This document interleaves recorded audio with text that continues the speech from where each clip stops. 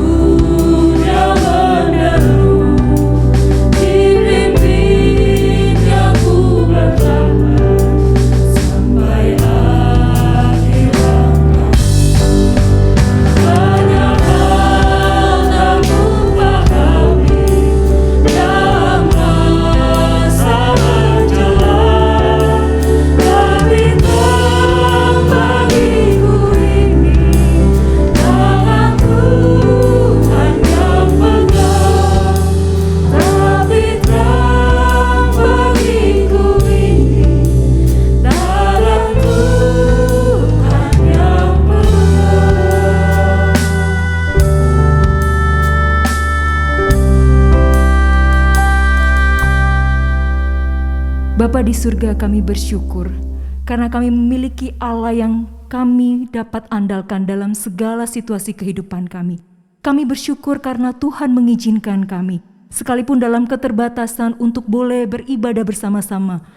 Tapi Tuhan mengizinkan ada sarana yang boleh kami pakai untuk boleh bertemu bersama-sama dengan saudara seiman, anggota tubuh Kristus, untuk boleh menyembah Tuhan, untuk boleh beribadah kepada Allah yang kudus. Kami bersyukur dan kami terus mengandalkan Tuhan. Kiranya Engkau bermurah hati dan Engkau berbelas kasihan kepada setiap kami, sehingga setiap kami yang datang ke hadirat Tuhan, Engkau sucikan, Engkau layakkan, dan ampuni segala dosa pelanggaran kami, supaya ibadah kami Bapa sungguh boleh berkenan di hadapan Tuhan Allah kami. Terima kasih. Ini doa kami. Kami serahkan ibadah ini dari awal hingga akhirnya. Kiranya Tuhan berkenan dan nama Tuhan dimuliakan. Amin. Saudara-saudara yang terkasih, ketika kita melihat diri kita sebagai manusia, kita menyadari begitu banyak keterbatasan dan ketakberdayaan di masa pandemik ini. Namun karena setiap kita orang percaya memiliki Juru Selamat yang kekal di dalam Kristus Yesus, hati kita bersuka cita, sebab pengharapan kita ada di dalam Dia. Karena Dialah penolong yang dapat diandalkan, mari dengan sukacita dan dengan sungguh-sungguh nyatakan, Allah sumber kuat.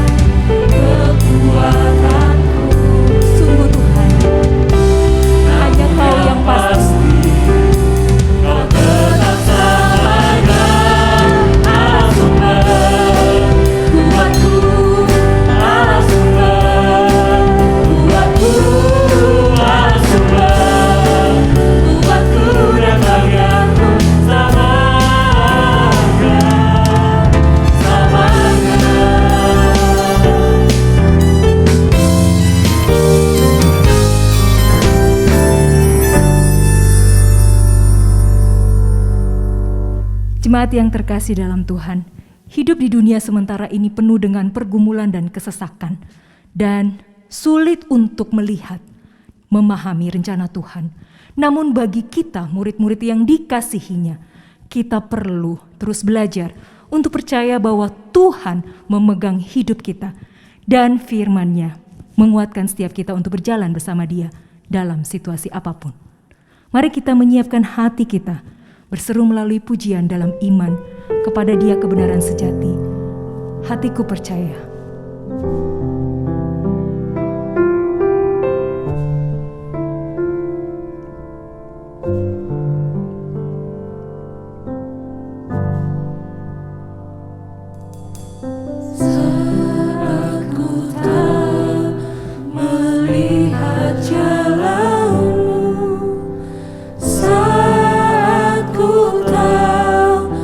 Mengerti rencanamu.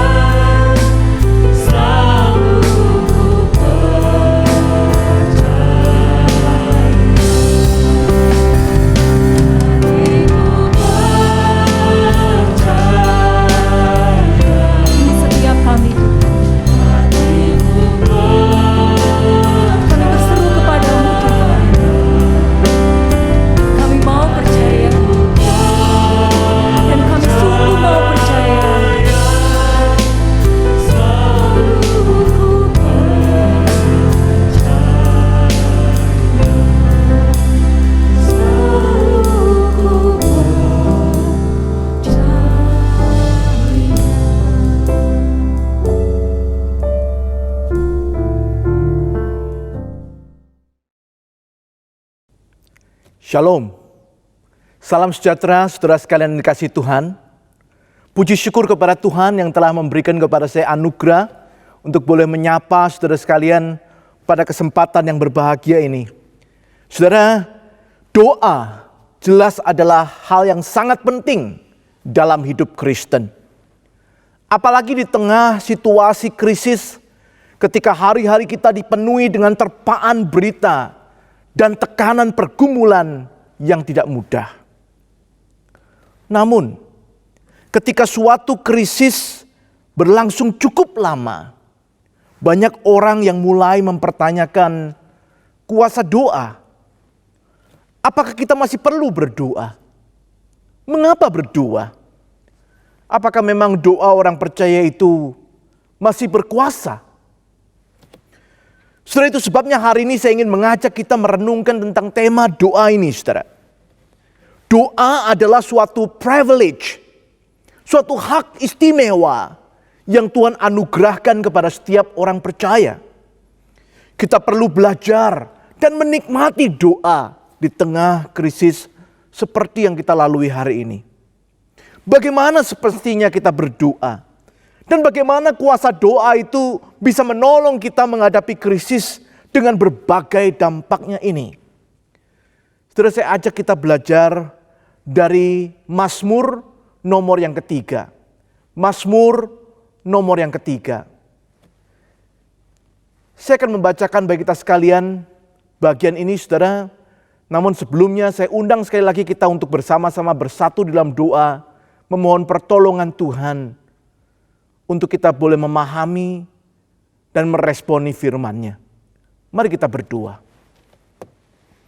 Bapa dalam surga, kami bersyukur untuk kesempatan yang indah Engkau boleh mempertemukan kami beribadah bersama, dan kami rindu untuk belajar dari firman-Mu. Kami berdoa kiranya Roh Kudus yang akan menolong kami ya Tuhan, untuk kami boleh memahami, boleh mengerti kebesaran, keagungan firman-Mu. Tuhan, kami berdoa kiranya Roh Kudus yang akan menyertai kami, menyelami kedalaman firman-Mu. Tuhan, kami berdoa kiranya Roh Kudus juga akan bekerja di tengah-tengah kami, mendorong hati setiap kami, supaya kami boleh meresponi firman-Mu itu dengan taat dan setia. Bapa, berkati hamba-Mu yang lemah dan terbatas ini, supaya dia boleh menjadi alat kemuliaan Tuhan yang mendatangkan berkat bagi jemaat-Mu. Engkau tahu kami pribadi lepas pribadi, tiliklah hati kami, nyatakanlah firman-Mu, supaya kami boleh bertumbuh di dalam Engkau. Demikian kami berdoa di dalam nama Tuhan Yesus Kristus, Juru Selamat kami yang hidup. Amin. Baik, mari kita perhatikan saudara Mazmur nomor yang ketiga. Mazmur Daud ketika ia lari dari Absalom anaknya. Ya Tuhan, betapa banyaknya lawanku. Banyak orang yang bangkit menyerang aku. Banyak orang yang berkata tentang aku, baginya tidak ada pertolongan daripada Allah. Tetapi Engkau Tuhan adalah perisai yang melindungi aku. Engkaulah kemuliaanku dan yang mengangkat kepalaku. Dengan nyaring aku berseru kepada Tuhan, dan Ia menjawab aku dari gunung-gunungnya yang kudus. Aku membaringkan diri lalu tidur. Aku bangun sebab Tuhan menopang aku. Aku tidak takut kepada puluhan ribu orang yang siap mengepung aku. Bangkitlah Tuhan, tolonglah aku, ya Allahku. Ya, Engkau telah memukul rahang semua musuhku dan mematahkan gigi orang-orang fasik. Dari Tuhan datang pertolongan, berkat-Mu atas umat-Mu. Demikian jauh saudaraku pembacaan firman Tuhan. Saudara, kitab Mazmur sering dilihat sebagai kitab pujian umat Tuhan. Isinya adalah gambaran dari berbagai ekspresi atau emosi umat Tuhan dalam menjalani hari-hari hidupnya sebagai umat. Ada kekaguman, ada sukacita, ada pujian. Tetapi juga ada ratapan, keluhan, bahkan jeritan minta tolong ataupun memohon pengampunan. Saudara, kitab dengan 150 pasal ini dibuka dengan 2 nomor pertama yang menjadi semacam headline atau judul bagi keseluruhan kitab. Kedua nomor itu saudara menggambarkan 2 tantangan besar dalam hidup umat. Yang pertama, tantangan yang bersifat praktis. Bagaimana umat menghadapi nasihat orang fasik, jalan orang berdosa, dan kumpulan pencemooh. Pemazmur menasihatkan supaya hidup di dalam firman Tuhan, sehingga boleh seperti pohon yang ditanam di tepi aliran air. Mazmur nomor 2 lebih bersifat tantangan teologis, saudara. Umat Tuhan akan menghadapi bangsa-bangsa dunia yang melawan Tuhan. Pemazmur meneguhkan untuk beribadah kepada Allah yang akan membangkitkan sang raja untuk menghakimi dunia ini. Nah, setelah kedua nomor pertama ini, mulailah kita masuk ke Mazmur nomor 3. Yang merupakan Mazmur pertama sebenarnya dalam kitab ini yang berisi doa. Saudara, Mazmur ini begitu unik. Sekali lagi saudara, jika 2 Mazmur pertama tadi bisa dianggap semacam judul atau headline dari keseluruhan kitab Mazmur, maka Mazmur 3 ini bisa dikatakan adalah Mazmur pertama setelah 2 nomor pembuka tadi. Nah, sebagai Mazmur pertama saudaraku, menarik isinya adalah doa. Dan doanya adalah doa di masa yang kelam. Perhatikan judulnya saudara. Nah, sebenarnya Mazmur ini juga Mazmur pertama yang dimulai dengan sebuah judul yang ada di dalam kitab aslinya juga saudara, dalam bahasa Ibrani. Judul ini memberitahu kita tentang pengarang dan konteksnya. Dikatakan di sana Mazmur Daud ketika ia lari dari Absalom anaknya. Saudara, peristiwa ini sendiri dicatat di dalam kitab 2 Samuel pasal 15 ayat 13 sampai pasal 17 ayat 22. Nah, saudara, kalau saudara ingin tahu tentang konteks ini bisa membaca dari sana, saudara. Kita diberitahu di sana siapakah Absalom itu. Untuk mengingatkan kita, saudaraku, saya akan memperkenalkan juga tentang Absalom secara singkat. Saudara, Absalom adalah anak ketiga dari Raja Daud dengan Ma'akah, anak dari Talmai Raja Geshur. Saudara bisa membaca dari 2 Samuel 3 ayat 3 atau 1 Tawarikh 3 ayat 2. Dia adalah salah satu anak Daud yang lahir di Hebron. Selain Amnon, Kileab, Absalom, Sefaka, dan Yitream. Nah, saudara, Alkitab mengatakan dia adalah seorang yang tampan. Bahkan dari telapak kakinya sampai ujung kepalanya, saudaraku, dikatakan tidak ada cacatnya. 2 Samuel 14 ayat 25. Tidak heran saudaraku kalau dia menjadi favorit bapaknya. Bahkan seluruh rakyat Israel. Saudara, suatu ketika Absalom marah karena Amnon, kakak tirinya, putra sulung Daud, menodai Tamar, saudaraku, saudara kandung Absalom. Dalam kemarahannya, saudaraku, Absalom membunuh Amnon, kakak tirinya itu. Dan hal itu membuat sedih hati Daud. Absalom lari kepada kakeknya di Geshur sampai 3 tahun sebelum ia kembali lagi ke Yerusalem. Pada waktu itulah, saudaraku, rupanya Absalom merancangkan revolusi untuk menggulingkan sang ayah. Dalam revolusi itu, sebagian besar tokoh memihak kepadanya. Itu sebabnya, saudaraku, Daud melarikan diri sampai ke Yordan. Dikejar-kejar untuk dihabisi, bahkan selir-selirnya dinodai oleh Absalom. Nah, saudara, kalau kita memahami kisah itu sebagai latar belakang, kita bisa mengerti jeritan Daud di ayat yang kedua. Daud berkata, "Ya Tuhan, betapa banyaknya lawanku.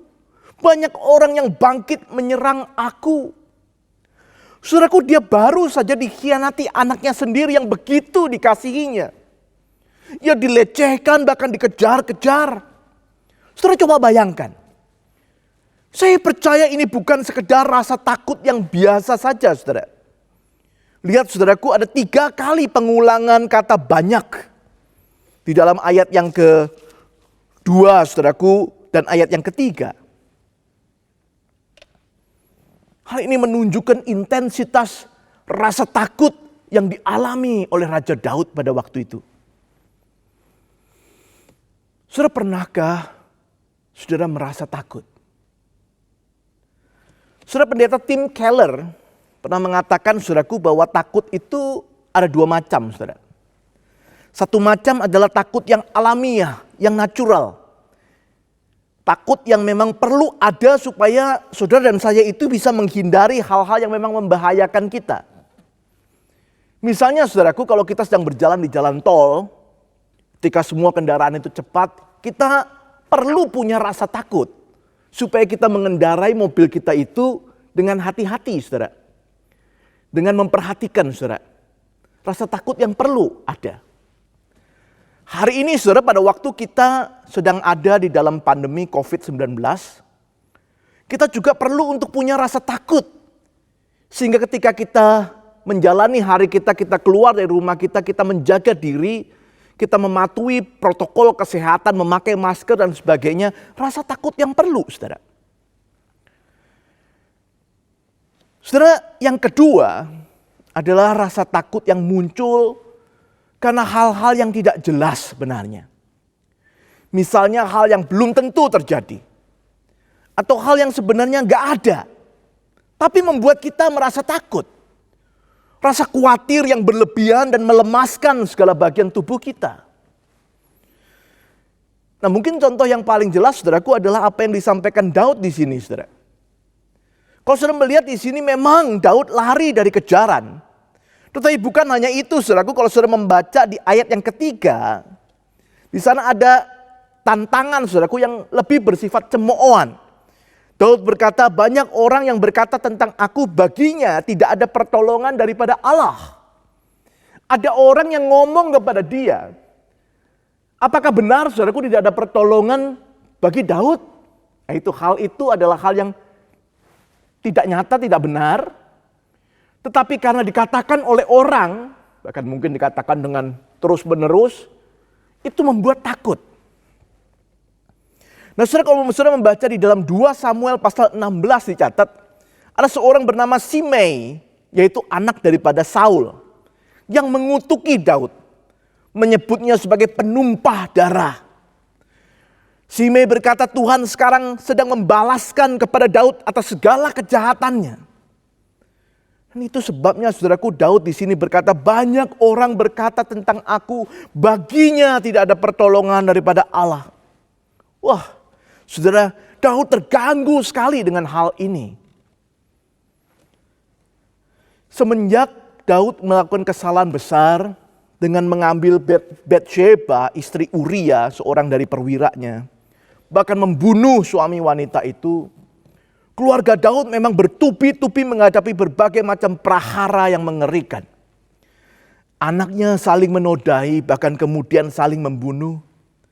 Lalu pemberontakan Absalom yang baru terjadi. Dia tahu dia sudah berdosa. Dia melakukan apa yang tidak berkenan bagi Tuhan. Ketika orang mencemoohnya, dia mulai berpikir, apakah benar demikian? Apa benar Tuhan tidak akan menolong aku lagi? Sudah dia takut sekali. Mungkin kita juga pernah mengalaminya, saudaraku. Kita ada dalam takut yang berasal dari kekhawatiran yang sebenarnya berlebih-lebihan. Padahal hal itu belum tentu terjadi dan belum tentu itu juga yang menjadi penyebabnya. Tapi kita sudah ketakutan dengan luar biasa. Kita dirongrong oleh rasa takut, jangan-jangan ini karena salahku. Jangan-jangan aku kena COVID karena aku yang salah. Jangan-jangan aku kena COVID karena keluarga aku yang salah. Dan seterusnya. Saudara, 2 macam rasa takut ini hari ini mungkin sedang kita alami. Apa yang dapat kita lakukan, saudara? Apa yang dilakukan oleh Daud? Saudara, luar biasa Daud dicatat, saudaraku, dia berdoa. Dan apa yang terjadi ketika Daud berdoa? Saudara, Mazmur ini dibuka dengan nada ketakutan. Tetapi lihat bagian akhirnya, saudaraku, kita melihat ada nada keyakinan di sana. Daud berseru dengan mantap di ayat yang terakhir, dari Tuhan datang pertolongan, berkat-Mu atas umat-Mu. Saudara, itulah yang akan terjadi ketika kita berdoa. Dan bukankah itulah yang kita butuhkan, saudaraku, di tengah krisis seperti hari ini? Mazmur ini adalah doa Daud yang ditulisnya di saat dia mengalami ketakutan itu. Daud merasakan kuasa doa di tengah krisis. Dan Tuhan mau, saudaraku, supaya doa seperti ini juga boleh menolong kita belajar berdoa di tengah krisis. Agar saudara dan saya boleh lebih mengerti dan menghayati kuasa doa bagi orang percaya. Nah, saudara, saya ingin membandingkan atau mengkontraskan, saudara, ayat yang keempat, kelima dengan ayat yang keenam sampai ayat yang kedelapan. Dan mengajak kita fokus untuk memperhatikan ada dua hal yang bisa kita pelajari dari doa Daud ini, saudara. Dan saya ingin mengajak kita melihat dua hal ini, saudaraku, untuk melihat kuasa doa dalam kehidupan orang percaya itu. Dua pelajaran penting, dua kuasa doa yang sangat penting. Yang pertama, saudara, saya ingin mengajak kita melihat kuasa doa yang meneduhkan. Kuasa doa yang meneduhkan. Daud menaikkan doanya dengan percaya. Dia menyampaikan percayanya itu kepada Allah dengan 3 pengakuan. Saudara, mari kita melihat ayat yang keempat. Daud mengatakan, Tuhan adalah perisai yang melindungi aku. Dalam bahasa Indonesia, saudaraku, mungkin gambarannya kurang begitu jelas. Tapi kalau saudara membaca misalnya dalam bahasa Inggris, saudaraku, diterjemahkan, NIV menerjemahkan a shield around me.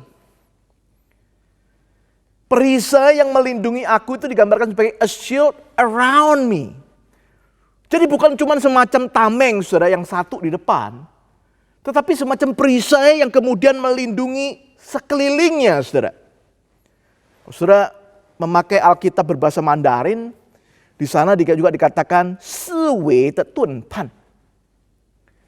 Sekelilingnya, mengelilinginya. Saudara, Tuhan melindungi bukan supaya kesulitan itu pergi atau menghindarinya. Tetapi Tuhan itu melindungi umatnya, saudaraku, untuk maju. Itulah yang dinaikkan Daud dalam doanya. Saudara, umat Tuhan bukan sekedar menghendaki supaya kesulitan itu cepat pergi, cepat boleh terhindar. Tetapi lebih dari itu, saudaraku, umat Tuhan berdoa supaya Tuhan melindungi untuk boleh berjalan maju. Karena terkadang kesulitan itu adalah sesuatu yang perlu, saudaraku. Kesulitan itu kadang-kadang adalah sesuatu yang akan menolong kita untuk menjadi tangguh.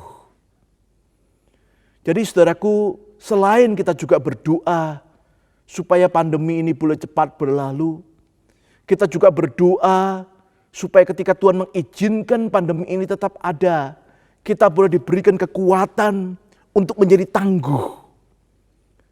Karena Tuhan adalah perisai yang akan melindungi kita dan kita belajar, saudaraku, untuk melalui kesulitan ini dengan diteguhkan oleh Tuhan. Pengakuan yang kedua, Daud berkata, Tuhan adalah kemuliaanku.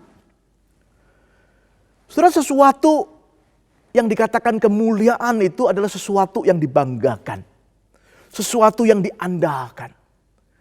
Daud ingin mengatakan, Engkau Tuhan adalah yang kubanggakan, yang kuandalkan. Saudara, bagi seorang raja, mungkin saudaraku, yang pernah menjadi kebanggaannya atau andalannya adalah kekayaannya, kuasanya, tentaranya. Itulah, saudaraku, adalah kemuliaannya atau kabotnya dalam bahasa Ibrani. Tetapi saudaraku, sekarang di dalam doanya, dia mengatakan kabotnya, kemuliaannya adalah Tuhan saja. Kenapa, saudara? Karena di tengah-tengah krisis dia menyadari segala yang dulu pernah menjadi andalannya, dulu pernah yang dia banggakan, dulu yang pernah menjadi kemuliaannya, sekarang tidak ada lagi. Itu sebabnya dia hanya mau fokus kepada Tuhan, Tuhanlah kemuliaannya.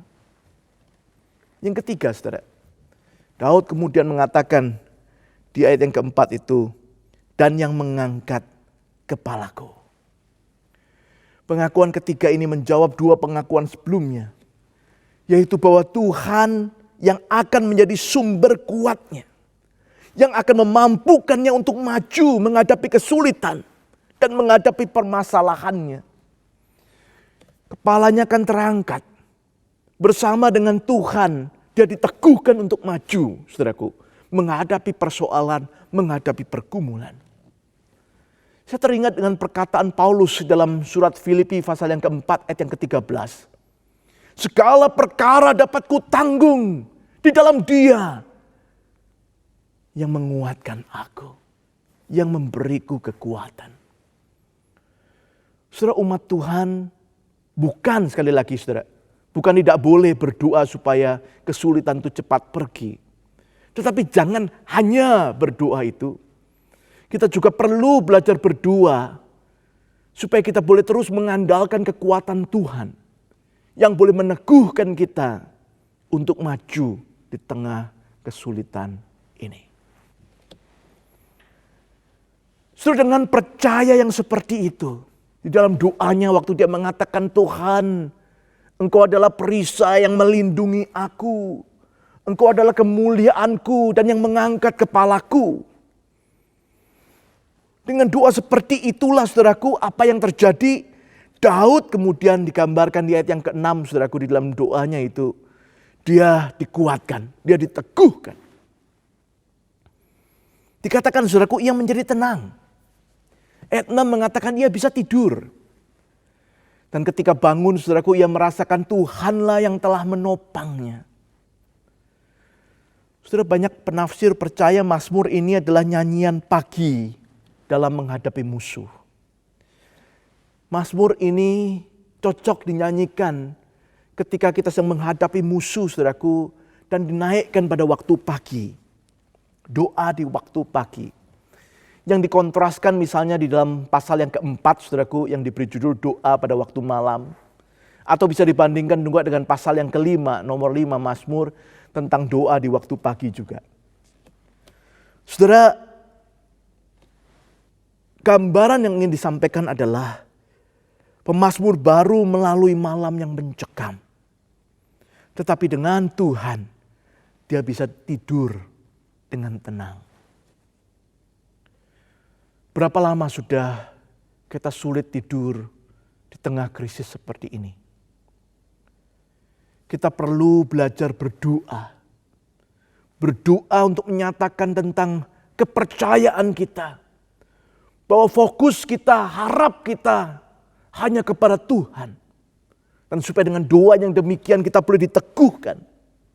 Sehingga kita boleh dengan tenang beristirahat di waktu malam. Sekalipun masih ada di tengah krisis. Bukan hanya itu, saudaraku.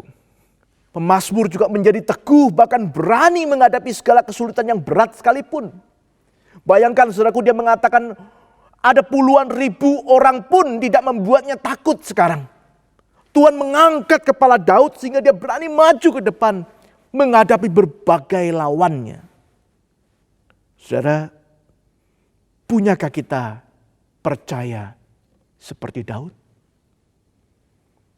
Doa akan menolong kita untuk mendapatkan kekuatan dari Tuhan yang boleh meneguhkan kita menghadapi kesulitan-kesulitan kehidupan. Itulah kuasa doa, saudara. Doa meneguhkan orang percaya. Yang kedua, saudara, kuasa doa bukan hanya meneguhkan. Kuasa doa juga akan membangkitkan. Bukan hanya kuat, tapi juga bergelora, bersemangat. Dengan dinamis, maju bersama Tuhan. Saudara, Daud bukan hanya menaikkan doanya dengan percaya, tapi juga menaikkan doanya dengan penuh penyerahan, saudaraku. Di ayat yang kelima misalnya dia mengatakan dengan suara nyaring berseru kepada Tuhan. Dan Tuhan menjawabnya dari gunungnya yang kudus. Saudara, menarik. Doa yang disampaikan pemazmur adalah doa yang dinaikkan dengan berserah penuh. Dia bukan hanya percaya, tapi dia berserah. Saudara, percaya ya memang harus berserah, saudara. Bayangkan kalau kita mengatakan aku percaya, tetapi sambil memegang erat-erat masalah kita, khawatir kita, kesulitan kita, itu bukan percaya yang benar, saudara. Percaya yang benar itu berserah. Menyerahkan khawatir kita, kesulitan kita, pergumulan kita. Saudara, dia berseru, pemazmur Daud berseru dengan nyaring.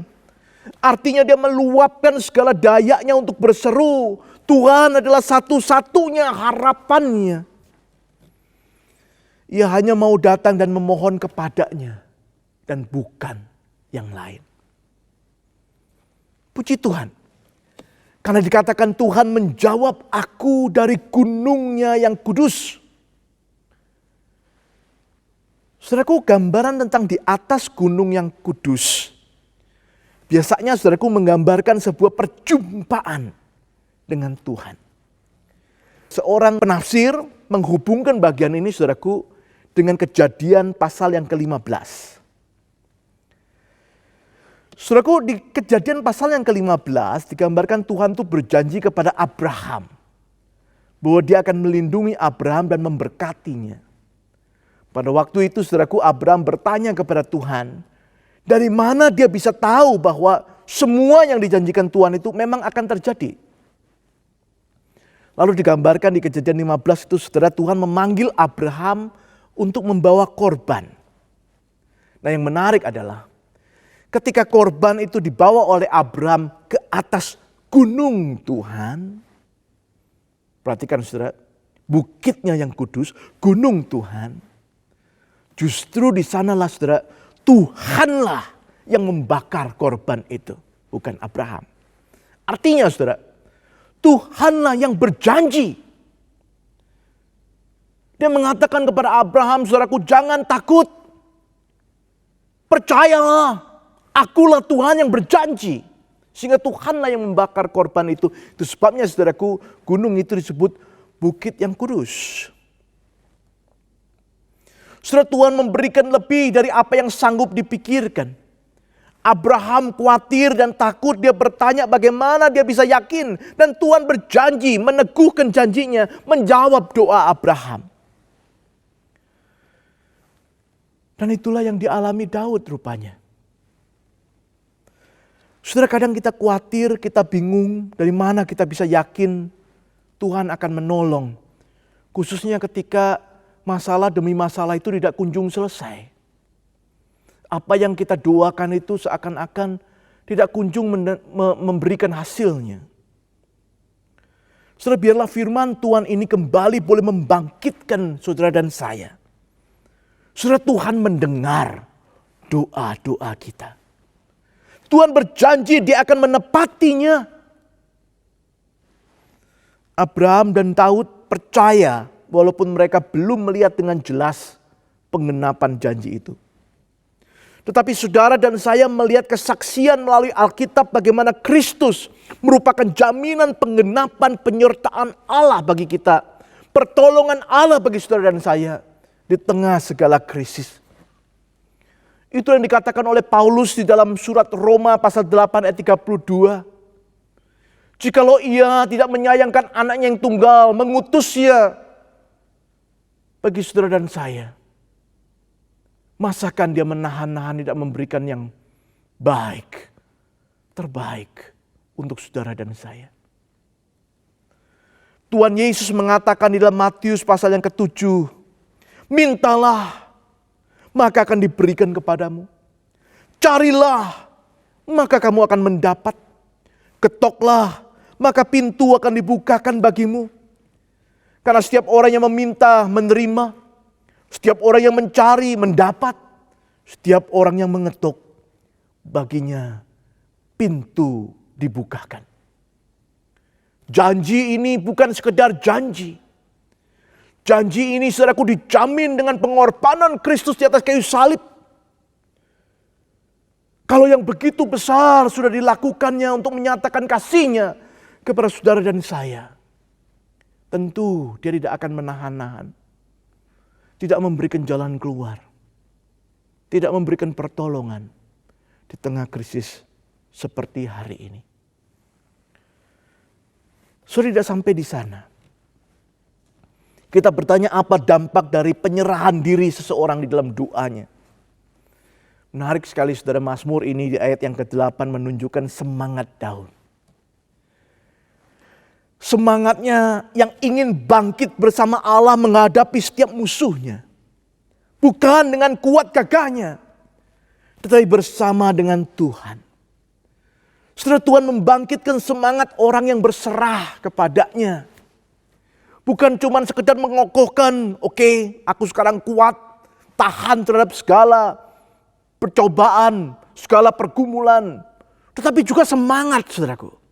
Menghadapi segala persoalan itu dengan semangat. Sekali lagi saudara, pertanyaannya, punyakah kita semangat seperti itu? Saudara, hari ini saudara dan saya seakan-akan tiap hari dibombardir dengan berbagai macam berita yang menyedihkan. Berita yang membuat kita khawatir, berita yang membuat kita takut. Tentu mendengar berita atau melihat berita penting bagi kita. Untuk kita boleh melihat keadaan sekitar kita, mengerti apa yang sedang terjadi. Tetapi yang lebih penting lagi saudaraku adalah jangan sampai kita lupa berdoa. Karena doa itulah saudaraku yang akan tetap meneguhkan kita dan memberikan kita semangat, membangkitkan semangat kita. Sekalipun kita mendengar berbagai macam berita yang mengkhawatirkan, yang menyedihkan itu. Dengan doa itulah saudara dan saya boleh menolong orang lain. Bahkan mereka yang belum mengenal Tuhan. Untuk boleh diteguhkan dan dibangkitkan semangatnya. Saudara, bangsa ini membutuhkan anak-anak Tuhan yang sungguh boleh diteguhkan dan dibangkitkan oleh doa. Sehingga dia juga boleh memperkenalkan imannya kepada Kristus itu kepada mereka yang lain. Supaya lebih banyak orang boleh diteguhkan dan dibangkitkan di tengah-tengah kesulitan ini. Di akhir khotbah ini izinkan saya mengutip lagi. Kali ini saudaraku dari para reformator. Yang pertama dari Johannes Calvin saudaraku. Calvin menganggap doa sebagai latihan utama hidup Kristen. Doa akan membuktikan kesejatian iman seorang Kristen. Saudara, kesejatian iman seorang Kristen bukan dibuktikan dari kehidupannya yang lancar, yang tidak punya masalah, yang selalu sukses, selalu berhasil, selalu kaya, selalu sehat. No. Kesejatian iman seorang Kristen akan dibuktikan sekalipun ia harus melalui saat-saat sulit, melalui sakit penyakit, melalui pergumulan. Dia berdoa dan di sanalah dia diteguhkan dan dibangkitkan oleh Tuhan. Martin Luther, seorang reformator yang lain. Dia adalah teolog yang sibuk dengan berbagai macam pelayanannya. Tetapi ia selalu mengatakan, ia menyediakan waktu setiap hari 3 jam untuk berdoa.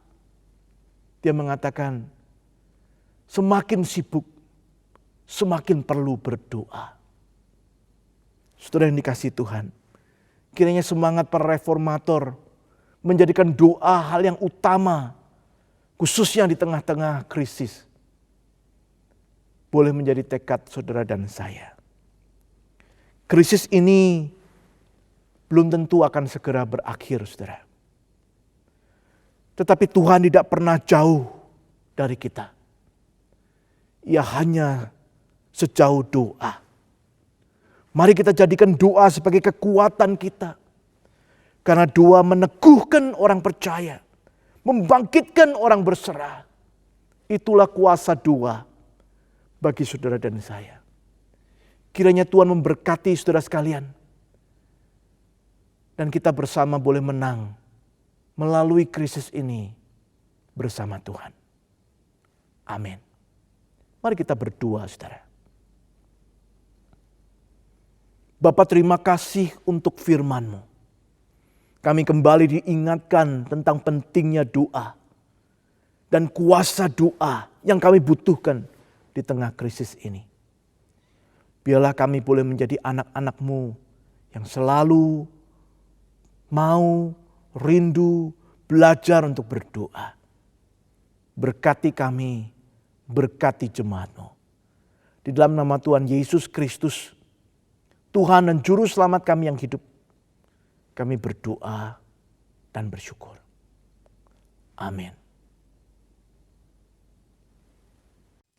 Firman Tuhan telah diberitakan bagi setiap kita. Kiranya firman Tuhan, firman yang kekal, yang hidup, dan yang menjadi pelita bagi kehidupan setiap kita orang percaya, menolong kita untuk terus terbangun di dalam iman yang sungguh-sungguh percaya kepada Dia. Mari kita nyatakan respons kita. Hatiku percaya.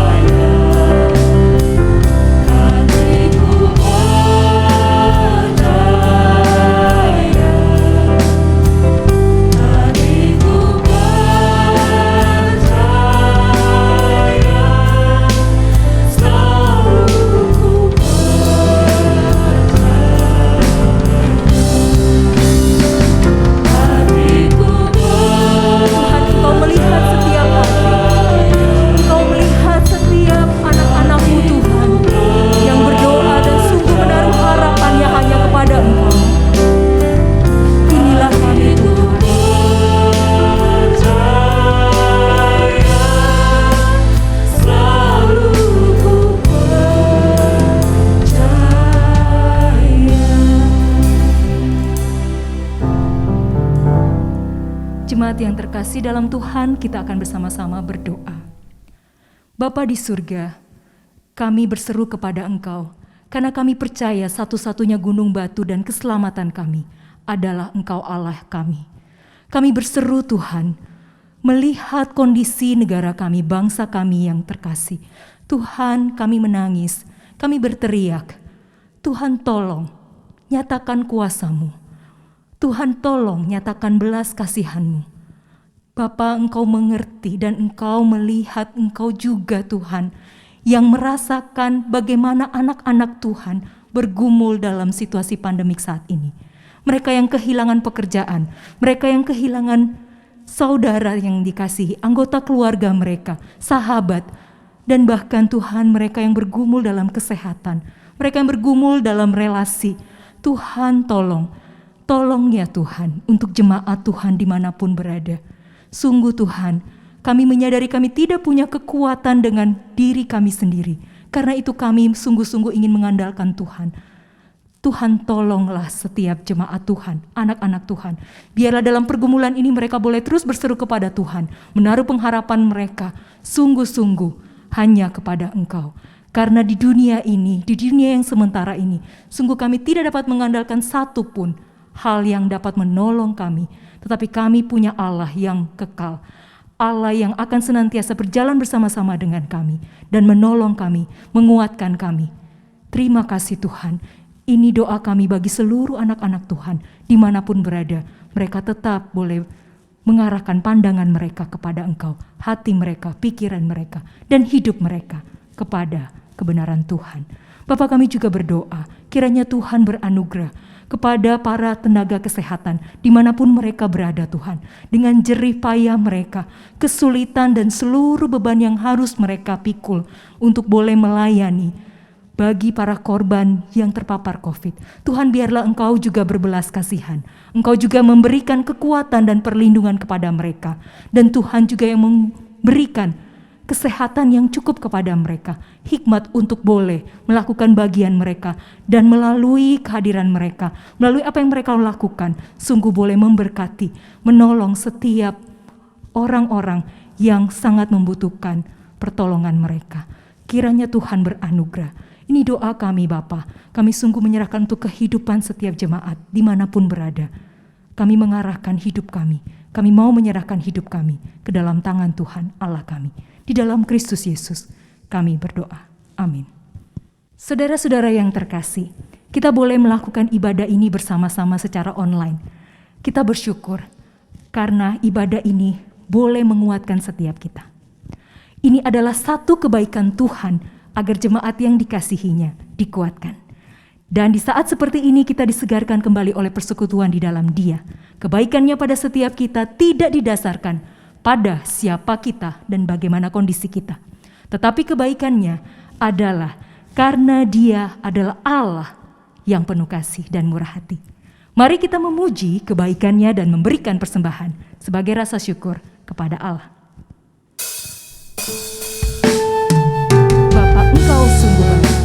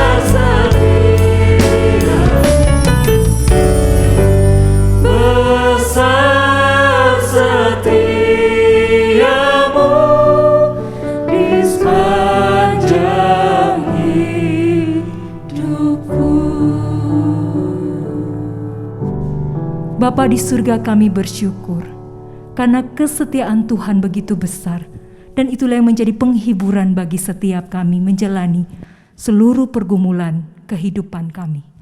Terima kasih, dan kami bersyukur karena kami juga dimampukan oleh anugerah Tuhan untuk memberi persembahan bagi pelayanan pekerjaan Tuhan dimanapun berada. Biarlah Tuhan memberkati persembahan ini untuk boleh sungguh-sungguh memberkati jemaat Tuhan, anggota tubuh Kristus yang bergumul, dan sungguh persembahan ini boleh berkenan di hadapan Tuhan. Ajarkan kami Tuhan, bukan hanya memberikan uang kami, waktu kami, tenaga kami, tapi ajarkan kami selalu untuk memberikan hidup kami sebagai persembahan yang berkenan di hadapan Tuhan. Terima kasih, kami mengucap syukur di dalam Kristus Yesus. Amin. Jemaat yang dikasihi Tuhan, sekarang mari kita bersama bangkit berdiri, arahkan hatimu kepada Tuhan dan terimalah berkat-Nya. Tuhan memberkati engkau dan melindungi engkau. Tuhan menyinari engkau dengan wajah-Nya dan memberi engkau kasih karunia. Tuhan menghadapkan wajah-Nya kepadamu dan memberi engkau damai sejahtera mulai hari ini sampai selama-lamanya. Amin. Jemaat yang terkasih, demikianlah ibadah hari ini. Silakan saudara mengambil waktu berdoa teduh. Ibadah selesai, selamat hari Minggu. Tuhan Yesus memberkati. Salam sejahtera bagi kita semua. Puji Tuhan, di bulan Juli 2021 ini, gereja kita GB Alberta telah berulang tahun yang ke-21. Badan pengurus GB Alberta memantapkan hati untuk melangkah maju, melaksanakan rencana renovasi bangunan gereja kami yang selama ini bertahun-tahun sudah kami doakan bersama-sama. Adapun usia bangunan yang sudah cukup tua yaitu 36 tahun menyebabkan kami seringkali mengalami gangguan dalam bidang kelistrikan yang bolak-balik korslet, mengalami gangguan dalam bidang saluran air yang terkadang menimbulkan bau yang kurang sedap, dan juga beberapa kali langit-langit itu jebol sehingga air hujan itu membanjiri lantai yang ada di bawahnya. Bahkan ruang ibadah kami beberapa kali juga mengalami kebanjiran. Saat ini dana yang kami miliki memang masih jauh dari jumlah yang dibutuhkan untuk menyelesaikan seluruh rancangan. Oleh sebab itu, kami ingin mengajak Bapak Ibu Saudara-saudari untuk menyatukan hati, untuk bergandengan tangan, bergerak bersama dengan kami, mendapatkan kehormatan, memperbaiki rumah Tuhan GBI Alberta. Kami percaya kalau kita menyatukan hati, bergerak bersama untuk kemuliaan nama Tuhan, kita menabur dengan mencucurkan air mata, maka kita pasti akan menuai dengan bersorak-sorai. Silakan Bapak Ibu Saudara bisa membagikan video ini kepada siapa Tuhan menggerakkan hati Bapak Ibu Saudara, untuk mereka juga bisa mendapatkan kehormatan, ikut serta berpartisipasi, berbagi berkat atas apa yang Tuhan sudah berikan, memberikan janji iman mereka untuk memperbaiki rumah Tuhan GBI Alberta bersama dengan kita semua. Terima kasih atas partisipasi Bapak Ibu Saudara. Tuhan Yesus memberkati kita semua. Gerejaku, keluargaku, keluargaku, gerejaku, Alberta, Allah selalu beserta dengan kita.